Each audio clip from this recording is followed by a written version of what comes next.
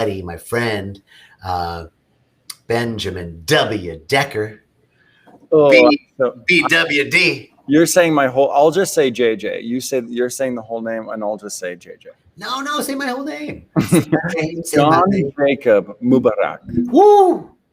All right. I love your last name. It means celebration. Is that right? It means blessed. Blessing. Okay. Yes, and so they would say Eid Mubarak, right? Like the blessings of the holiday, the blessings of this joyous celebration. And I'm in a joyful celebration because I'm watching so many people join. Right. Hey, everybody. Hi, everybody. Welcome. Super glad to have you. And I'm so glad to be here today. So I'll just jump into this brief introduction so we can start this phenomenal conversation. Nushin, hello, from Houston. Welcome, everybody, to Rise Up. This conversation series is intended to really bridge the conversations between modern thought and ancient wisdom, and to be a place for compassion and love and joy and beauty and intelligence to show up. And guess what? It showed up as Benjamin W. Decker today. Ben is really, honestly, a world-renowned meditation teacher. And I can say that in all honesty, world-renowned, a nonpartisan social justice activist committed to the United Nations Sustainable Development Goals, and a best-selling author of multiple books, including Modern Spirituality and Meditations on Christ, and Guide to the Heart of Mindfulness and Meditation for Beginners. And what am I missing, Ben? Am I missing a book?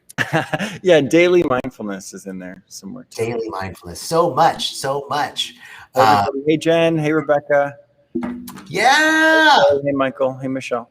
Michael Stewart, Michelle, Shelley. Hi, Shelley. Hi, Jen. Everybody, Rebecca. So grateful. Amanda, grateful to have you from Kissimmee, Florida. Well, Kissimmee. Kissimmee. I need some Kissimmee. Amanda Kissimmee.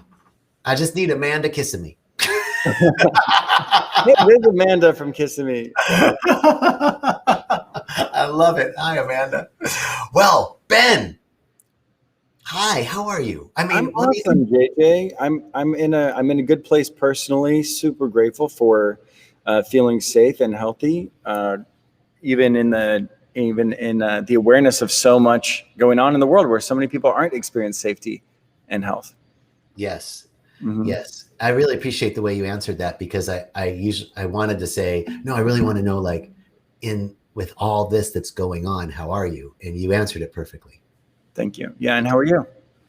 I'm doing thriving.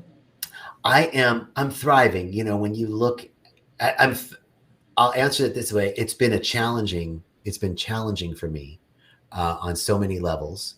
But when I pull back and take the broader perspective, life is so good.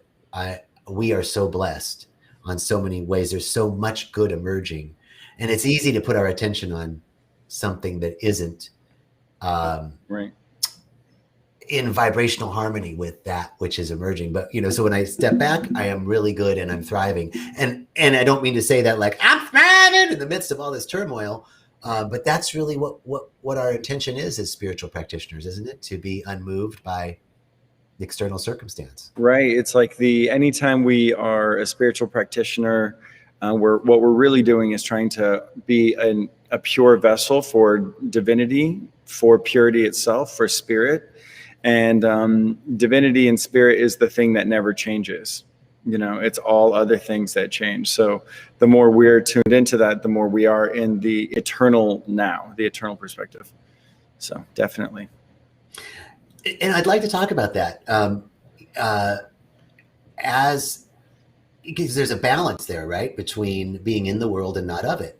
Mm-hmm. We want to stay informed. We want to be up to date on what's going in our world. And yet I found it difficult. I found it challenging to keep the in the world part, and then to keep my eye on the sparrow, so to speak, mm-hmm. to keep my eye on God, to keep my eye on what's real and unchanging, as you said.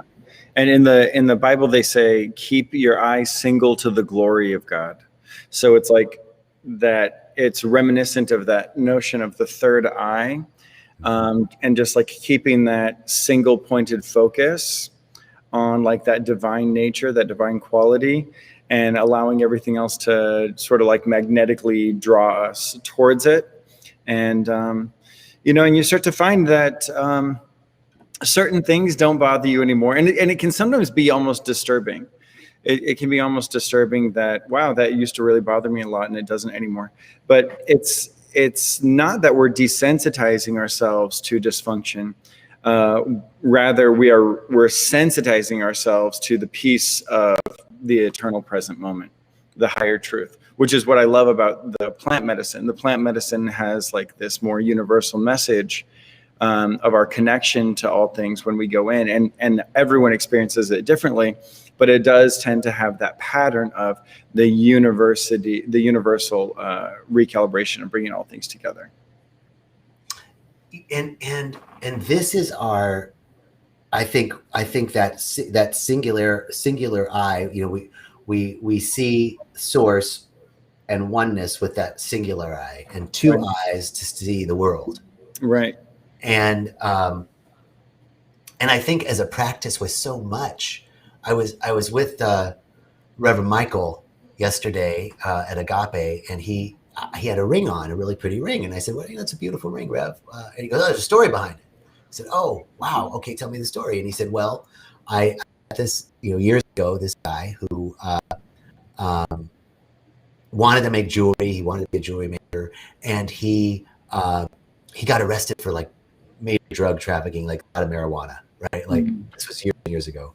And he called Rev, and he was in jail, and Rev said, and he was worried about all of the stuff that was going on with his case. And Rev said, look, I want you to say the 91st Psalm 3 times a day, 3 times each, 3 times a day. So 9 times a day. I want you to think about what you want to do, like where your life is going, where you want to be. And he had this whole, I don't want you to be concerned about, you can't do anything about the trial and the court. What you can do is handle your energy right now and be looking towards what's emerging, and be firm that you are guided and girded and protected. The 91st Psalm, is so much about protection. And so as it turns out, the guy got to trial, and the prosecuting attorney couldn't show up on that date for the trial.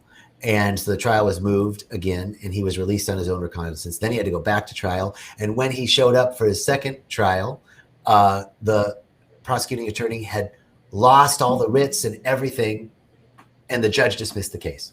Wow. And now the guy moved to, when he was in jail and talking to Rev about, what was emerging in his life, it was to be a jeweler, to make jewelry in Hawaii. And now he's living there, and that beautiful ring that I said, hey, that's a beautiful ring, Rev. That was the story, right? And I think this identifies so perfectly what you were saying, this singular I, and allowing what's happening in the world of effects to unfold, and watch how the organizing principle brings unexpected ways, right? The how is in our business. And brings something to fruition in unexpected ways. Yeah, definitely. And as we like really sensitize and tune ourselves up into that, it becomes clearer, and even our sort of like our taste changes. And so some of the things that are in our lives that we used to find a lot of pleasure in, or joy in, or we would like, it's our favorite dysfunction or whatever, we start to lose our taste for it. We start to maybe smoke a little bit less, or we start to, maybe, find our nutritional changes shift, or how we navigate relationships and stuff like that. So there are little things that, as we do like the practices, and the practices are, of course, like anything that connects the mind, body, and spirit into harmony with one another. So even like Pilates, Pilates isn't considered super spiritual, but for me, I'm in there and I'm like, it is spiritual for me, you know? And when there's something about doing something that's really challenging physically and really showing up for yourself in that challenge and being present for it, where you just know that strength is coming in and determination is coming in. And we need that so badly right now, psychologically. We need that psychological strength. We need to know that we can do hard things, you know. So often we're talking about, oh, be careful about what you're saying because you don't want to offend anybody. Sometimes we're accidentally offending people. Sometimes we're just totally offended by other people. And it's like there's a certain kind of resilience and toughness and strength that we could use in our own, where we actually can handle some challenging stuff. We've got bodies that are resilient. We've got immune systems. You know, there are things that we can handle a certain amount of, you know. And when we proactively cultivate strength, like in a fitness practice, or we proactively cultivate psychological strength, like in therapy or in plant medicine and that kind of thing, you're proactively cultivating that part of your own consciousness that reminds itself of its divine nature, reminds itself that it's strong, reminds itself that it's capable, reminds itself that it's more than really meets the eye. We are more than our comfort zone. I'm personally, well, so I knew this was going to happen. I just got to say, because we're just talking and, you know, I'm loving it. And there's some things that I wanted to handle in this conversation, but yeah, I love this conversation going around the mind. It's really mind, body, and spirit, right? Is this alignment and how physical exercise brings us to that awareness. It also psychologically helps in so many ways about being present, less reactive. You know, I can see that in my physical practice. And I want to take this conversation in two different directions. The first direction is, it seems like a really nice segue right from here into current events. Right. And sort of how to navigate this from multiple perspectives. And the second piece that I really want to cover is your beautiful all of the beautiful work that you've done in your books and what you're up to and what led you there. So maybe we'll do this, you know, a little reverse, because it feels like talking about current events might be a really great segue. And then we could bring in your work and how you the place you are, your story of germination towards the end of the conversation. So, cool. You know, we were talking a little bit before we got on live about condemnation and this sort of righteousness and what's going on right now. Actually, I haven't listened to the news today, which is really hard for me because I'm a kind of a news junkie, but I've had to make a concerted effort because I just get completely hooked. So I know there's stuff going on around impeachment, around, you know, declaring this activity wrong. I know there's a whole group of people that, you know, are in a different echo chamber than I am, but based on their algorithm. And they're seeing it completely differently. And the question is, healing is a country, healing is within ourselves, and not letting, without being righteous, but righteous indignation. So right. I see there's about 5 questions in there. Ben, you got one of them you want to pick and go with? One from the chat or one about this concept of from what I was just talking about. Healing, righteous indignation. So yeah, that was really interesting. You know, the notion of indignation, it's related to dignity. The word indignation, I know, JJ, you love entomology. Yes.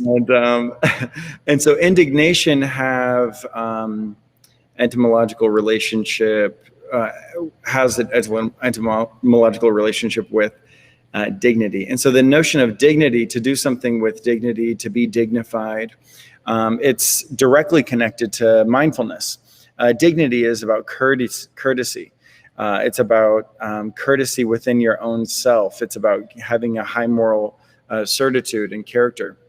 And so when we're looking at righteous indignation, it's it's a moment where you're seeing something, and the moral compass inside of you, it experiences a special kind of activation.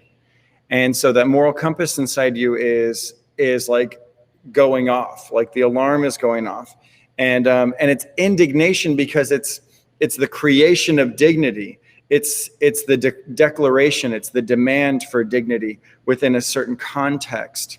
And so righteous indignation is to stand on the side of truth, on the side of righteousness, on the side of the higher path, in the presence of disorder or dysfunction or chaos. And it is an offense to that dignity, right? I think the indignation is some aspect that there's something has offended your virtue, or there's a sense of injustice, right? Mm-hmm. There's a sense of injustice. And I was sharing with you earlier that quote from Carl Jung, that condemnation does not liberate, condemnation oppresses. Right. Whether you're dealing with a client, as a practitioner or as a therapist, or whether we're talking about the way we deal with the situation that occurred on Capitol Hill. Right. And yet, so there's condemnation. Or the situation that took place in all of the protests earlier in 2020, the Black Lives Matter protests. What is it about that you're pointing to specifically? Well, many of the different participants in the Capitol Hill demonstrations said that they were in retaliation of the Black Lives Matter protests. A lot of people drew awareness that the Black Lives Matter demonstrations were handled really differently by law enforcement. There's video footage of police officers literally opening the gates on Capitol Hill for the Trump supporting protesters to come through there. So people are drawing much larger parallels to what's happening in society. But from a spiritual perspective, from a metaphysical perspective, the idea really is, well, there's fractures in collective consciousness. There's something to be learned. There's something that still needs to be healed. There's a purge that still needs to take place collectively. There's something that has to be processed through. And it's unfortunately not as cut and dry as we would like it to be. We love when things are cut and dry, because then we can snip, move on. We love that. But it's really not that way, And but the idea is that it's one side doesn't have a corner on truth.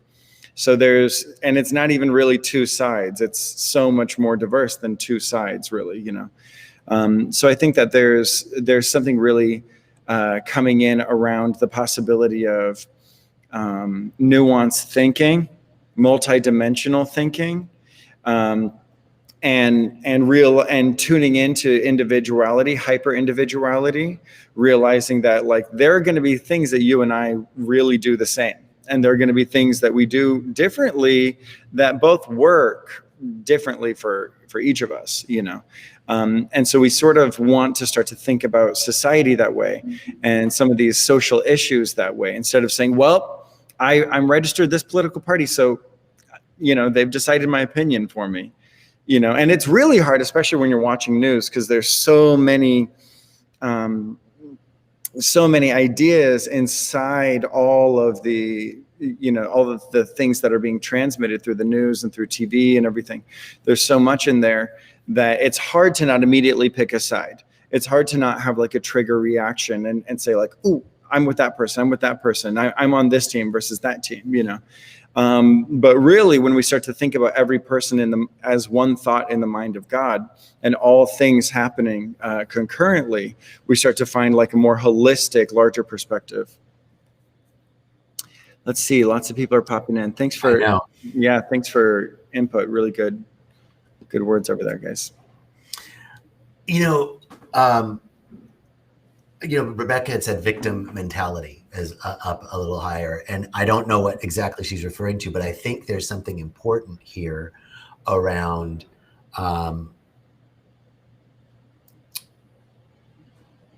around acknowledging some of the anger that people are Mm-hmm. feeling on all sides. Like we have to acknowledge that.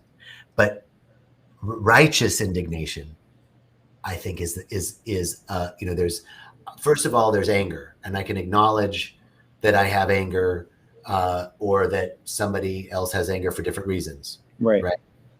Or the anger may be reasonably justified in different circumstances. And anger isn't necessarily bad, right? Anger is not necessarily violence. Correct. Now, there's a step down psychologically to righteous indignation, which is this sort of recognition of injustice, right? And I want to read you a definition from Aristotle. He says, Aristotle considered righteous indignation as one of the virtues of the mean, meaning the middle. Quote, righteous indignation is a mean between envy and spite. Righteous indignation is distressed at instances of undeserved good fortune. But he's really talking here about this sense of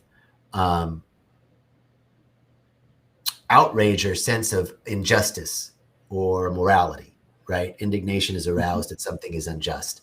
And so there's a sense of being able to not allow things to go unchecked, right? Like we have some agreements on what crimes are and what despotism is, and what like there's some like these things can't go unchecked. And so we want to go from anger to righteous indignation to loving kindness, compassion, oneness. Right. But we can't go from anger to oneness. Right. And it's like anger I see like as like this raw fire, and this raw like burning wildfire that needs to be like put into a furnace.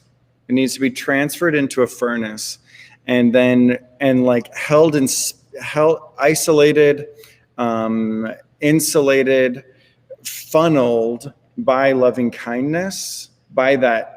I think the heat and the passion of the anger is harnessed by righteous indignation. And I think it's applied through loving kindness and compassion, because that fire is just raw energy, and it can burn down a house or it can heat the house, So, I'm sorry. Keep going. Well, I was interested in, a great example, and you're you're so deeply rooted in the Bible, as well as metaphysics. So what about I think a great example of righteous indignation is Jesus at the temple, right? Right. The money changers. Yeah, exactly. That's one of the best examples, because he's the God of love, right? Jesus is the God of love. He's the miracle worker. He hangs out with very unpopular people, and it is really kind to them, known for his kindness, kind words. And then in this moment where a sacred place was being violated, he was outraged. And he literally, this God of love, this like miracle worker, knocked over the tables. And they say he literally grabbed a whip and started to whip people until they left, until all those people. And it's like, the thing is, the thing is, like, if you get caught up in like he should have done this and shouldn't have done that, you're like missing the whole point of the narrative. Okay, these are mythological, archetypal narratives that we're navigating. So there's an archetypal story in there. It means that love sometimes puts up a fight. A mama bear sometimes needs to protect the baby bear with fierce energy, and it's not rudeness, it's not unkindness, it's not anything negative. It's protection, and it's love, and it's something that's related to the divine feminine. We find that anyone who's experienced ayahuasca, not anyone, but many people who've experienced ayahuasca have also experienced the power and the strength of that divine feminine energy. Feminine energy is not always soft and cuddly and pink and roses, even though it's that too. The ayahuasca feminine energy will we'll flip the table of the money changers. And that's what I think is interesting about the Jesus archetype, is that he's symbolized by the rose. He's symbolized by the heart.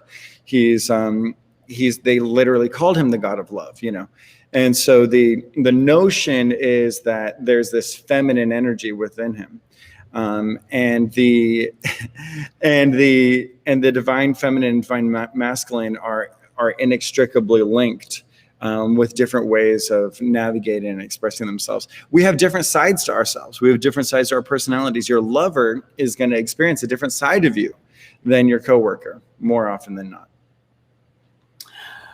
You know, and this, you know, to answer a question back there, who says we can't go from anger to compassion? And I think one of the spiritual principles and metaphysical principles and Buddhist principle is that we don't want to reject anything, that there's not one part of us that isn't worthy of love and acceptance. And so if there's a part of me that's angry, pushing it away or rejecting it in order to get to loving kindness is actually undermining that intention of oneness and loving kindness and compassion, because it's just going to, you know, come back up. It's like trying to push mud down in a bucket of water. It just keeps coming up. You've got to be with it and allow that to settle, and clarity will emerge. And so when I said you can't go from anger to loving kindness, it's that recognition that we have to allow that anger to integrate and to not push it away, but to love it, to harmonize with it, and soon we begin to see that we're in a world of opposites, that what we thought was good is bad, and what we thought was bad was good. You know, when we think we'll get there, we actually realize there was here and here is there. Right. You know, we're in a world the biggest thing, especially some of the things I'm seeing in the comments, the biggest thing to really realize is you don't already know all the answers. None of us do. There's never going to be a time when you know all the answers. More often than not, the moment has things for you to learn. More often than not, the moment is not a time for us to teach or to transmit. More often than not, the present moment is to receive and to learn and to understand and grow. When it comes to a moment where there's genuine injustice taking place, you got to intervene, you got to participate. And that's between you and your soul. You know, you've got to participate, and your soul is going to communicate to you. And for some people, they're frozen.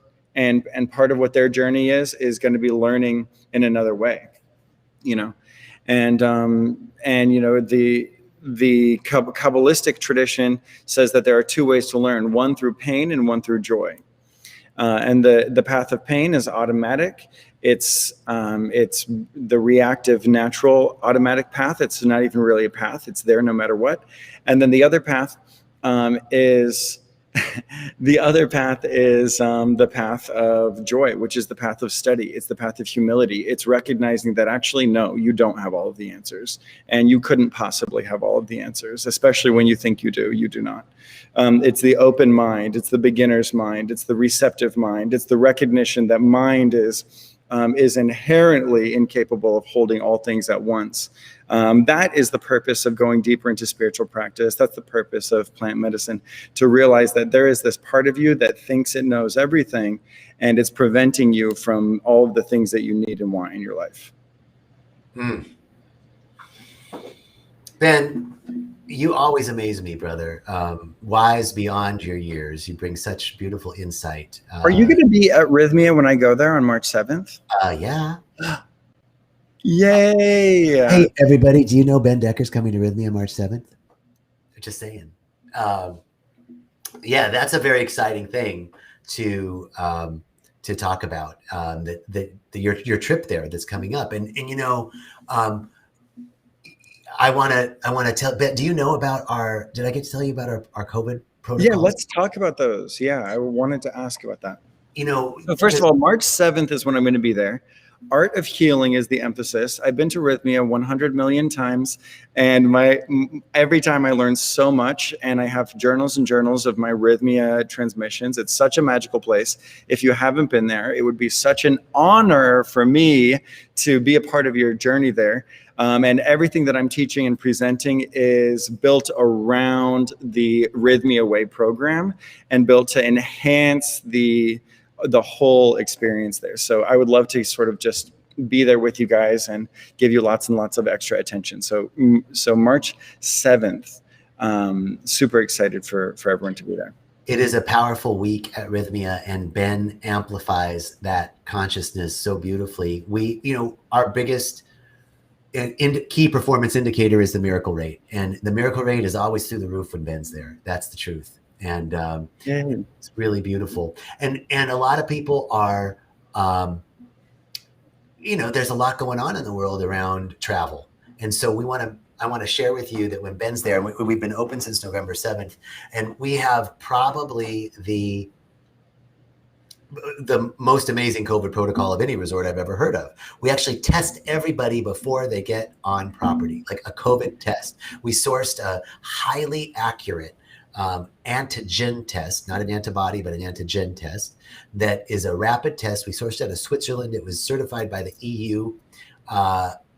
Their kind of equivalent of the FDA, and then recently it was also certified by the FDA just recently. But back in October it was certified by the CU, the EU's FDA, and it is 100% accurate on negatives, 98% accurate on positives. So there's a 2% chance of a false positive. So you come, planes are super safe right now. It's the airport getting to and from, so you got to be careful and wear your PPE while traveling. And then you get to Rythmia, we pick you up at the airport, you wear your mask, get temperature checked before you get on the bus. You get to Rythmia, we test you before you even start the check-in process. Once you're tested, you're cleared.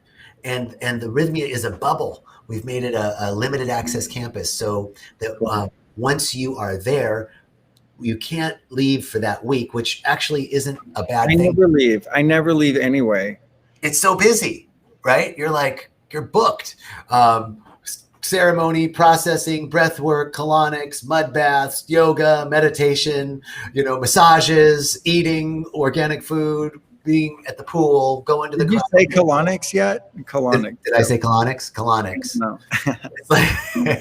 So all of that's going on, and it's really an all-inclusive week. So there's not a lot of need to go, but you can definitely. Costa Rica is such a beautiful place. People can do a day or two before or a day or two after and get in zip lining and the horseback riding and a water bike and all that. But while you're there, it's pre-COVID. It is. I had a lady say to me when I was there back in December. She said, I was really mad at you. I saw you on a Facebook Live and you said it's like pre-COVID. And I thought, how irresponsible. And she was really angry, and she was going to my husband and I still came, but I was going to come give you a piece of my mind when I got there. And then she got there and she's like, wow, I really see what you're talking about. It is a safe place. And people have come up to me and said, this is the first time I've hugged somebody in months, So Ben's there. All the protocols are there. Everything is safe. Temperature check guests twice a day. Staff are all tested and then temperature checked 3 times a day. We have a full clinic. We have doctors and nurses and everything there already. So it's super safe and a great way to enjoy fellowship and spiritual growth and expansion in a safe place where you're physically, mentally, spiritually, and emotionally safe. Yeah. Okay. Well, I'm super happy to hear about all those COVID protocols because, people are concerned, and I'm so happy. I knew that you guys would have it all figured out because you guys keep it all. Actually, I was with you at Rythmia when you closed. That's right. Yeah, it was a week. Oh my God, that was a week. I was there. Oh, it was in March. It was March of last year, right? Yeah. Mm-hmm. March 15th. The Ides of March.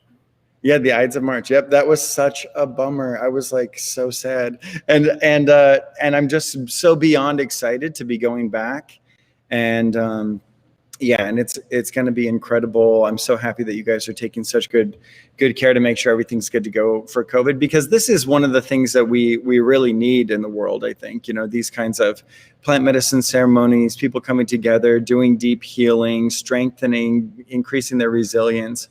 Before going back into the world. I had this great image. I don't know if I shared it with you, but I did a couple of days, like 3 or 4 days in the silence, working up to New Year's Eve, and I spent New Year's Eve in silence, and it was really profound. I did that. I do that 3 or 4 times a year, just on my own, because of this. Just what you said. right? We have this sort of our spiritual practice in these retreats, right? When we retreat, it bolsters the internal pressure. Almost, I think of it like a submarine, right? You go down into the ocean, and the deeper you go, the more the external pressure is, and you've got to pressurize your vessel. And so retreat helped me pressurize my internal pressure to withstand the external forces. And then my daily practice keeps that maintaining, but then eventually it gets to a point where it's like, oh, I'm feeling like I need that retreat again. So that you're so right about what happens during the course of the retreat.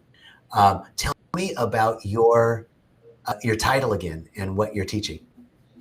It's The Art of Healing is the name of the week, or the theme or whatever. And it's actually the subtitle to my book, Modern Spirituality, A Guide to the Heart of Mindfulness, Meditation, and the Art of Healing. There it is.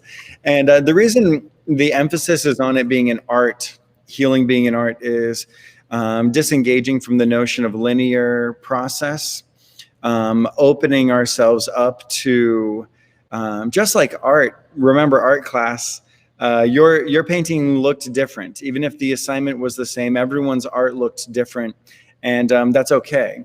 It's good, in fact, that it's different and unique and highly individualized. And so the same is, of course, true about the healing journey. And so we'll be emphasizing the uniqueness of our individual paths. We'll be looking at our different circumstances in our lives as art. Films are art, books are art. You start to see yourself as the central character in your own life myth, in the epic myth of the incarnation of your own reality, so that you can just sort of get a better feel for the different themes, spiritual themes that your incarnation is processing through, and pairing it with the Rythmia Way program, with the plant medicine, and just taking it all really, really deep, maximizing the experience of the week, and going home with some new meditation tools, especially centered around the integration of the medicine. So great. I love the reference to the hero's journey, right? Our own mythic journey of exploration, and this is so divine. It really is so divine that your topic and the subtitle of your book matches just what is so needed right now, right? Yeah. So healing, I'd love to know about. I don't transformation, but I really feel this call to find out about your personal healing and your process of germination and what brought you. You have a tremendous story, man. I don't know whatever part of it you want to tell, but I think that so many of us are on this path, and it's never just one awakening. It's like many along the way. So I know you could stop at any one of those nodes and move on from there. But the real question is this becoming, that right. This dying to our little self and opening up to where life is leading us, where spirit is leading us. And I think your life is a testament to that. Will you share a little bit about your process of becoming and how you got here from there?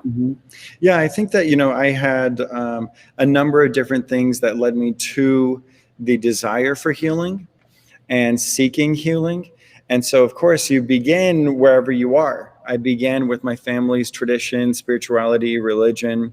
I started to seek what was nearby. And the more I learned about different techniques and modalities, the more I really realized that it wasn't in knowing someone else's technique that I received healing. It was in really trying to deepen my own connection to what that person was going for when they created that technique.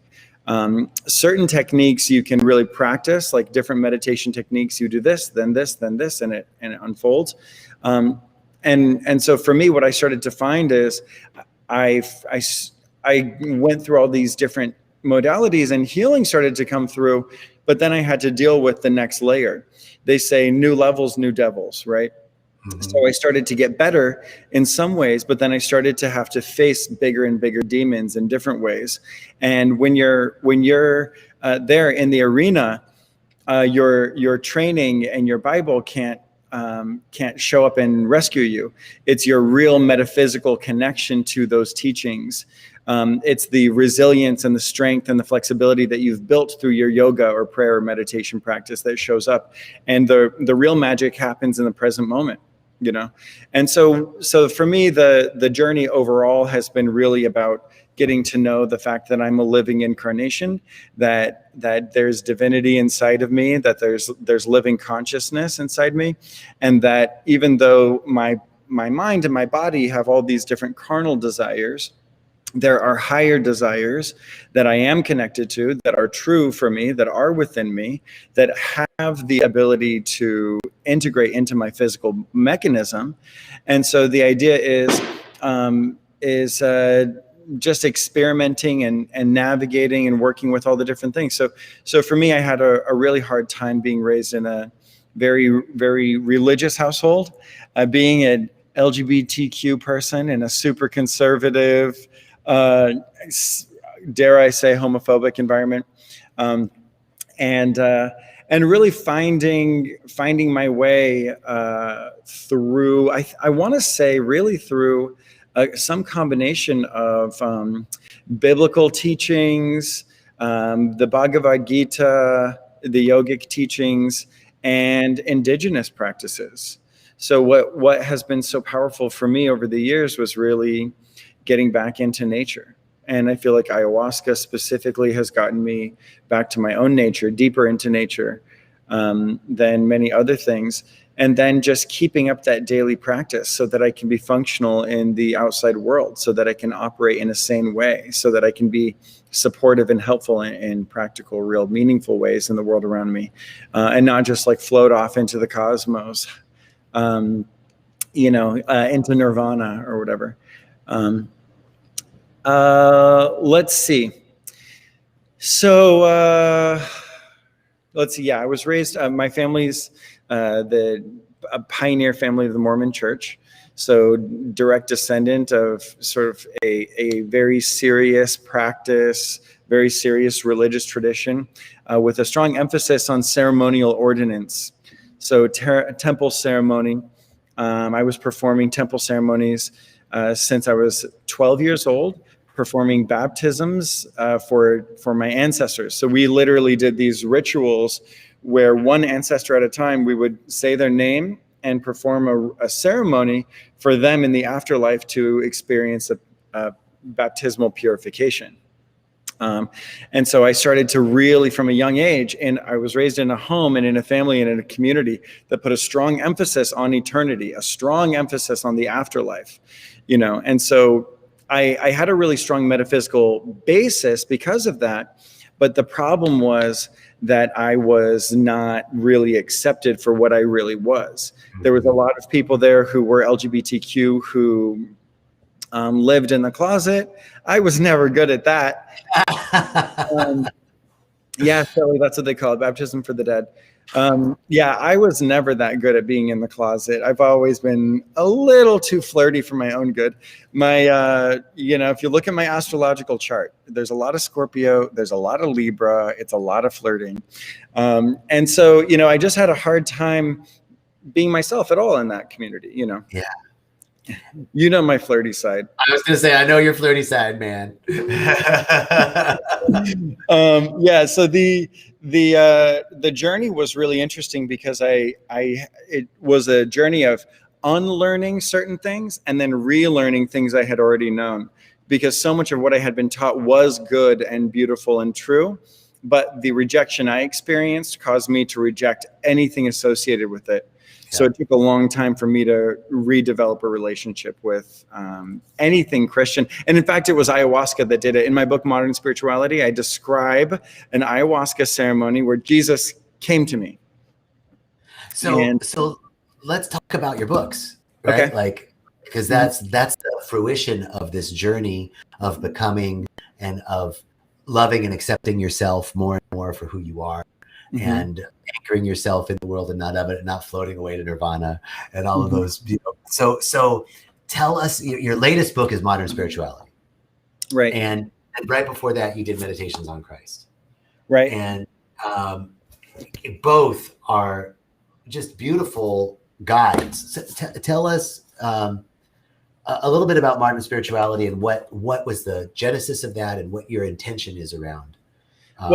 Modern spirituality is based on 7 core principles that all major world spiritual traditions agree on, and so it's right there in the introduction of that book. There are, and the idea was, it was born from a study of all the different traditions, what they believed, so that I could specifically find what they agreed on. And what I found were these 7 general core principles, and each one is very kind of elaborate, so we'd have to talk about it, but it's in the introduction.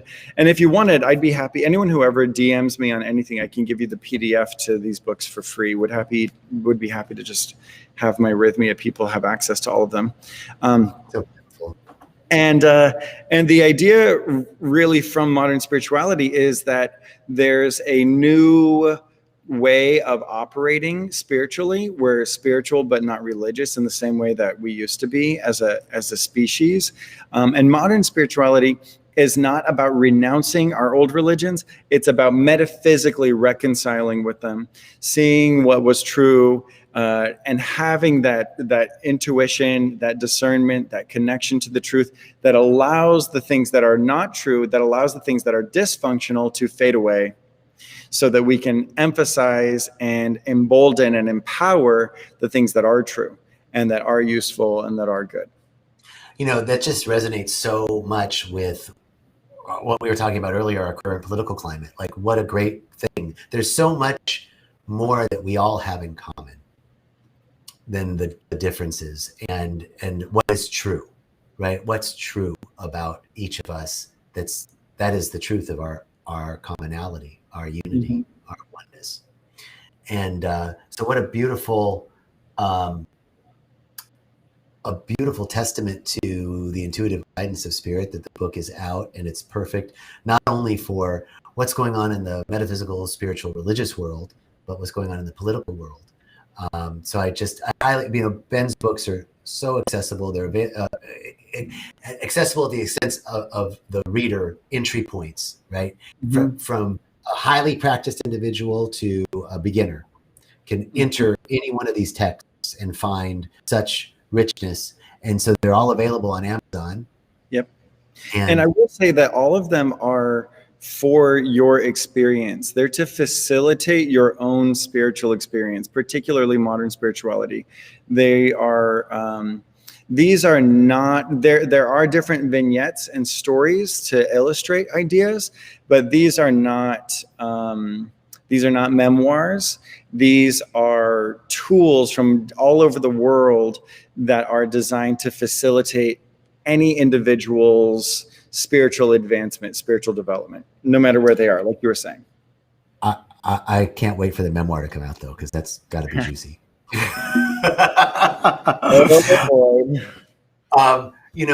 This is where the time has flown. We're here beyond the normal time, but it's just so beautiful to talk to you. I love you so much, and I'm so grateful Spirit has brought us together in this way. So I have one last question for you, and I always ask this question, which is, if you were in my shoes, what's the question that you would have asked that I didn't ask? Oh, what a good one. Okay, if I was in your shoes, I would have asked if I was single. Oh, Ben. Just kidding. No, I'm single. I am single. I don't know what I would have asked. I think that I think you asked really good questions, and I am. Yeah, we're both single, by the way. Just saying. Love for sale, appetizing. Okay, sorry. I did want to also be a torch singer in a previous life. Me too. There's another thing we have in common. Is there anything that you'd like to share? Anything that's really burning in your heart that you'd like to share, or anything that you'd like us to know before we go? I think that the thing that I'm learning that might be helpful for everyone is, even though I'm successful and even though I'm smart and even though I've learned a lot of different things, there's still so much more to learn. And I want to encourage everyone to keep learning and to maintain an open mind, so that you've got the ability to learn more.